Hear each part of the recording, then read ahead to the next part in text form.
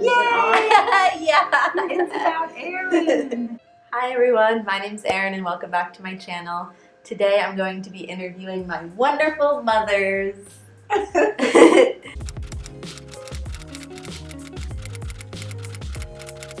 So we'll start from the beginning.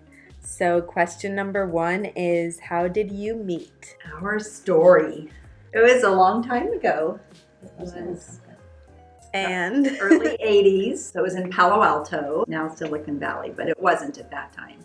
And I was working at it was called the New Varsity. It was a movie theater slash musical venue slash bar slash outdoor cafe. And I was a cocktail waitress, and I stepped out from outside to where all the outdoor patrons were sitting and listening to some music. I just spotted this woman who caught my eye, and I got so nervous. I didn't know how I could meet her, but I knew I wanted to. Like right now. Yeah. And but she wasn't in my section, so I had no reason to go over to her table.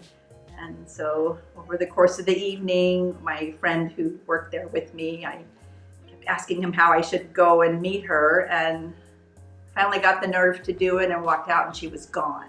But somebody from her party was still there and leaving, so I followed her out and brought with me my shift, my next shift I'd be there, and I asked her if there was someone in her party I wanted to meet, would she give her this? And she said, sure. That's as far as I went at that moment. Okay, that's your side of the story. And then what happened? Well, equally, I could not take my eyes off of you. So at any rate, I had gone home, and in fact, I'd gone home early from the rest of the group, which included my partner at the time. And it was my partner who Anne approached with her information. You know, I was just calling it a night, and my partner came home and said, hey, I have some info for you. So I got the information and did get up the nerve to go see her, and she wasn't there because it was her birthday. So I had to get up the nerve to go a second time, and There I was. and there you were. Yeah. So insert note here is being around 1983, and it was not uncommon then, and maybe it's similar today, to have open relationships. Hence, Linda's partner was, interested in giving her my information, which was hard to imagine for me. But I'm so grateful because we both were in other relationships, but had challenges there, but we were able to date and get to know each other. And I'd say for the next few years, we dated on and off, became best friends, and realized it wasn't quite the right time to be together. Well, it's complicated. So I wasn't ready to make the commitment at that time. And How old were you guys? so 23 is when we met. And so for the next 5 years, we kind of went back and forth and lived different places as we were both working. Linda then moved up to Washington and left the Bay Area. And I finally realized I couldn't live without her. And I went up and said, I'm finally ready. And that was in 1988. And we've been together ever since. Mama, what was it like when Mommy came up to visit you in Washington? It was a dream come true.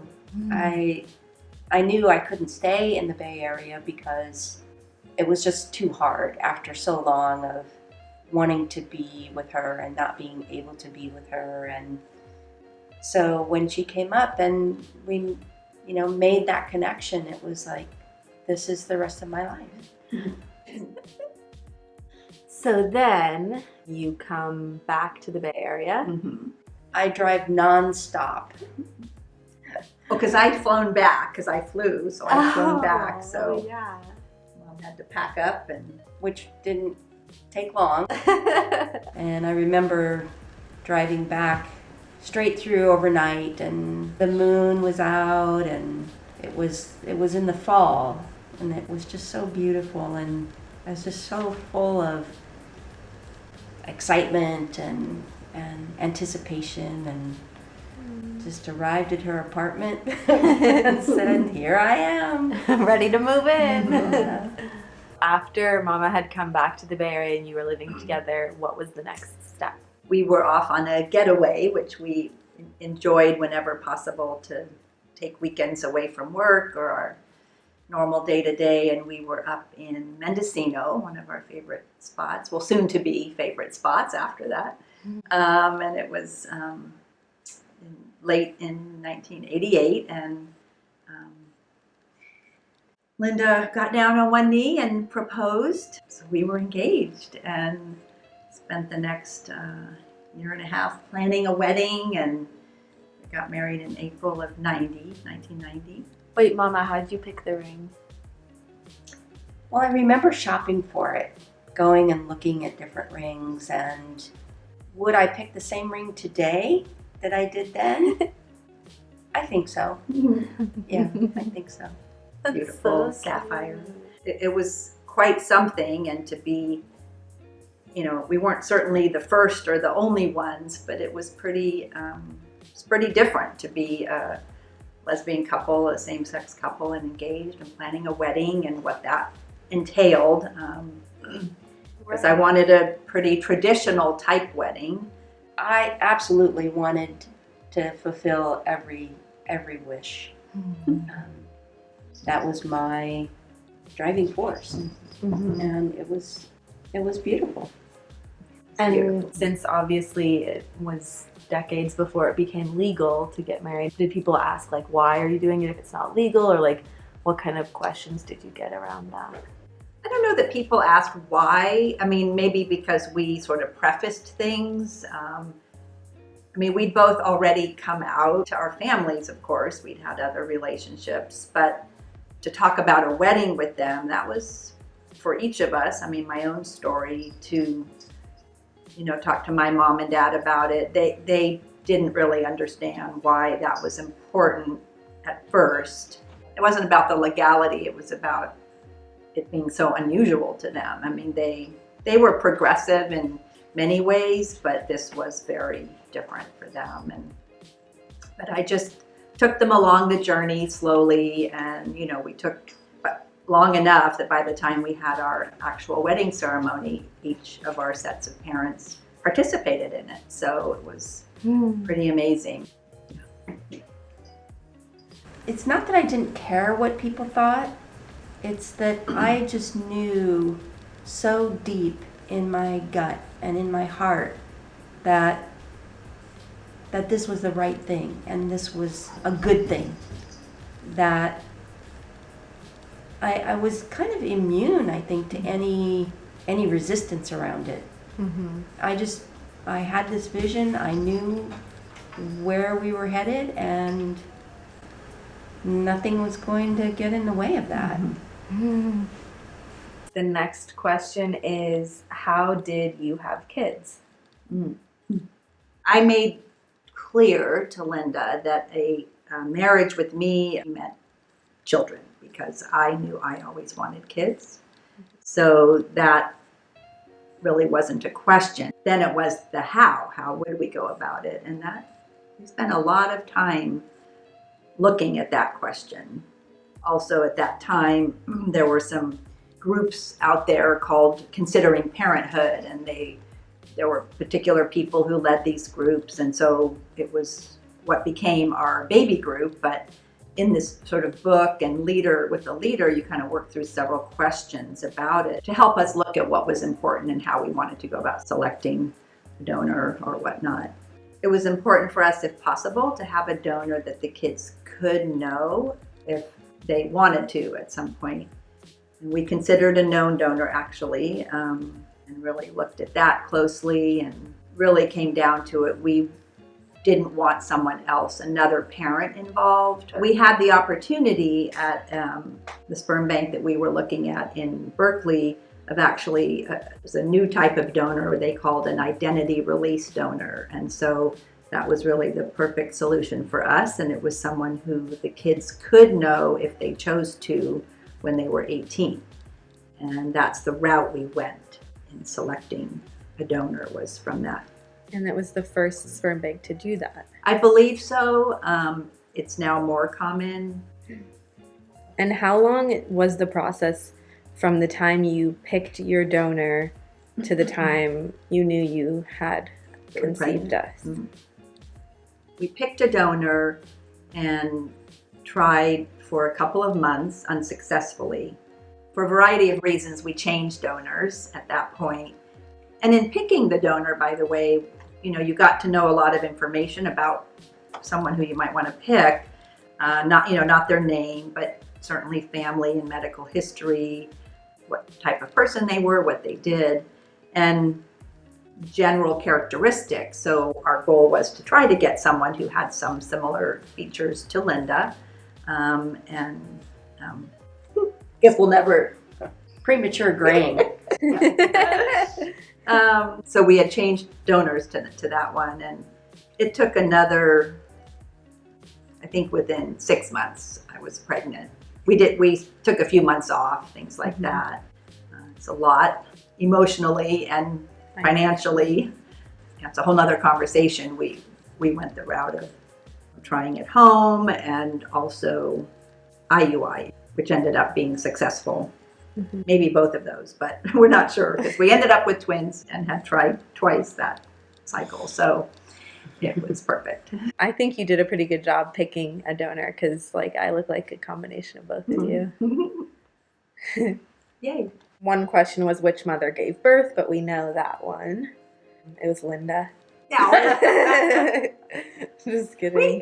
We did consider, and other couple friends of ours, that if I had given birth to one and we wanted a second, I don't know if you would have. We did talk about that, but having been blessed with twins, the question was quickly taken off the table. Had a son and daughter. It was perfect. Stop there. Enough. Did you always know you wanted two, or did you ever consider just one or three or anything? Never three, but one or two. Yeah. So going off of this, what advice do you have for a couple wanting to start a family using a sperm donor? Talk about it from all angles. Yeah, there's a lot to consider. And I think anyone who's considering parenthood needs to have those conversations. Even having said that, there's nothing that prepares you. You do everything you can to think that you're ready. So being on the same page as a couple is incredibly important. Mm-hmm. One thing that stresses my generation out a lot with people my age starting to think about it is the money side of things. Mm-hmm. So do you have any advice about that sort of thing? Or? Yeah, we're probably not the best role model for that, because we, like Linda said a minute ago, we just kind of went for it. And yes, ideally one would save. Children are a huge investment, of time, energy, money, emotion, and it's the most amazing thing in the world. So we did the best we could. We didn't expect twins right away, so that was an added thing, but it was fine, It would be great, again, to have your nest egg and have some savings. There are decisions to make. Are you going to take time off, and how much time, and how much can you afford to take off? But even before that, what is it, the cost of getting pregnant? That's unfortunate that we don't get to just get pregnant, right? So there's all of that. And, for us, it was maybe in total 6 or 7 months of trying. I'm so grateful it's more accessible today, because when we did have kids, after I had them, Linda, the only way she could be the legal parent of them at that time was Linda had to go through a second parent adoption process. And even though we wrote her name on the birth certificates, there wasn't a place, it was mother, father, and, we just crossed it out. I don't know, when they bring it in the hospital, I'm like, No, as if we were adopting children. Social workers came, and it was a year-long process, and then we had a judge, you know, they had to kind of deny it. There's this whole rigmarole. It was like you had to deny it and then appeal and get it. And then we, you know, had a wonderful celebration in the judge's chambers, and Linda became their legal parent. But they were about a year old. For me personally, that was a difficult time and a difficult experience, knowing that, you know, a heterosexual couple wouldn't have been in that situation. And here I was trying to, you know, prove my worthiness as a parent in a way that just was completely unjust to me. Yeah. But you do what you have to do, and you know, fortunately, we had a support system and access to a way to get that done. Difficulty and hurt feelings aside, it all worked out. You know, and I think that that's another piece of advice, or maybe not advice, but this is an opportunity for me to express gratitude to Anne for how thoroughly she investigates things and researches things and makes things happen. You know, none of this we would not be where we are today without her tenacity, her courage. I'm so fortunate that I have that I have you to be on this journey with. So you take care of so much too. And keep you grounded. Keep me really grounded, because I can definitely spiral towards that. Mm-hmm. The hardest thing you've ever had to go through with your kids. This can either be from conceiving us all the way until now, we're 27. What is one of... Oh my goodness. One of the hardest things you've had to go through with your kids?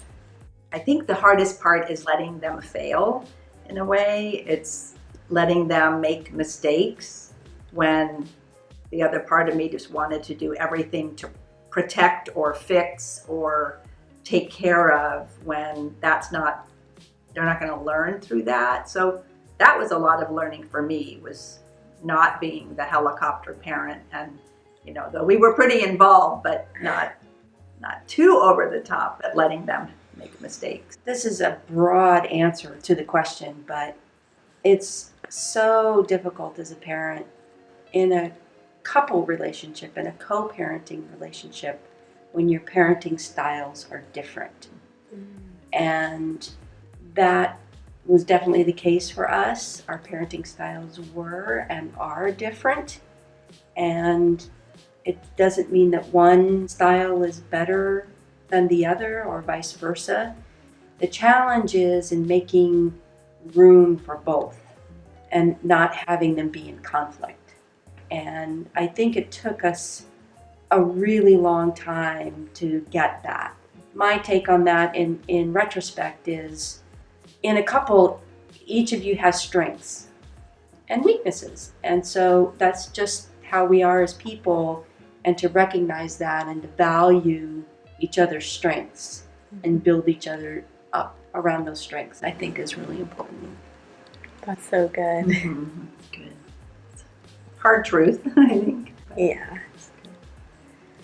Thank you all for watching. If you have any more questions for my moms, leave comments down below or reach out to us on our social medias. I'll link their Instagram and with Linda in the description below. And there will be another part to this video coming soon. So if you like this video, please give it a thumbs up down below.